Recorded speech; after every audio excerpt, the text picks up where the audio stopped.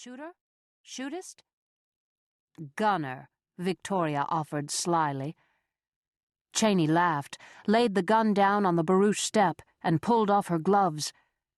An immaculate footman stepped forward, bowed, took the gloves, and retreated a discreet distance as Cheney began to reload. Unlocking the breech, she placed the tiny cartridges with fulminate of mercury in the 6 chambers, then fit the percussion caps over the nipples of the chambers. Closing the breech with a businesslike snap, she began to load the powder and ball. "Your hands are dirty, Cheney," Victoria said disapprovingly. "Why don't you let Will or David do that for you?"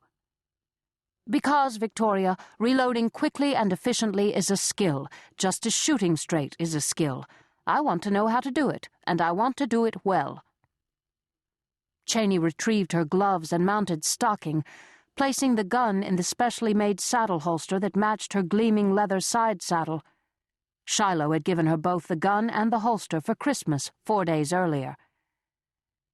Stocking gave a welcoming whinny and wheeled. He tried to break into a trot, but Cheney expertly held his head as she went back out toward the targets. Shiloh came up and held the horse's bridle for a moment as he instructed Cheney. Jane Ann Blue's eyes warmed as she watched. "She looks wonderful, doesn't she? She's so vivacious and strong." "Yes, she is," Victoria admitted. "I've never known anyone like her." Cheney and Stocking made quite a picture in the open field, with the virgin snow as a carpet and the light blue winter sky as a ceiling. Cheney was wearing a dark green riding habit, and the nipped-in waistline of the rather masculine jacket made her waist look impossibly small. Her auburn hair was tidily tucked into a black net snood beneath her black hat, which was a smaller version of a man's top hat, and a black net veil floated behind her. She wore soft black leather riding boots, but no spur, for Cheney maintained that if a good rider had a good horse, a spur was unnecessary. Her horse, Stocking, and Shiloh's horse, Sock, were matched geldings. Both were glossy chocolate brown, sturdy standardbreds, almost 16 hands high. Shiloh and Cheney could tell them apart easily, but to the unfamiliar eye, the only difference between the two was that Stocking had a white marking up to his knee on his off hind leg, and Sock had a white mark up to his hock on his near hind leg. "Doc, don't blow Stocking's head off," Shiloh was pleading. "Oh, for heaven's sake, what do you think I'm going to do, sight between his ears?" Cheney pulled the gun out of the sheath and pointed it toward the sky. "Seriously, please tell me what to do. You know I always do what you tell me." "Joke, right?" Shiloh settled his hat more firmly on his head and patted Stocking's neck soothingly.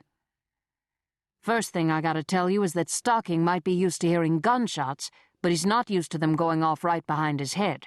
He might bolt." "No, he won't. He might spook, but he won't bolt." Just be ready. Now, hitting a target from a moving horse isn't the same as sighting carefully from a strong stance, but you've got a really good eye, Doc, and I think you'll probably be as good at this as you are at everything else you do." "Why, thank you." Cheney was always surprised and pleased at Shiloh's offhanded compliments. "Welcome." He looked up at her and smiled, a careless, easygoing smile that made the V scar under his left eye stand out in relief. His teeth were white and even, his eyes a mild cornflower blue, and whenever he smiled at people, they generally couldn't help smiling back, as Cheney did now. "Here's what you do," he went on. "Just pretend, kinda, that you're pointing your index finger at the target. Only it'll be the gun, you see. That's all." "That's all?" Cheney said doubtfully, eyeing the neat row of 6 tin cans a few feet away. "That's all for targeting," Shiloh replied. "Only other things you have to worry about are cocking the hammer, pulling the trigger, holding the reins, guiding the horse, not shooting the horse, not shooting yourself, not shooting anybody else, keeping the horse from bolting, not falling off the horse." His words faded as he headed for the carriage in the grove.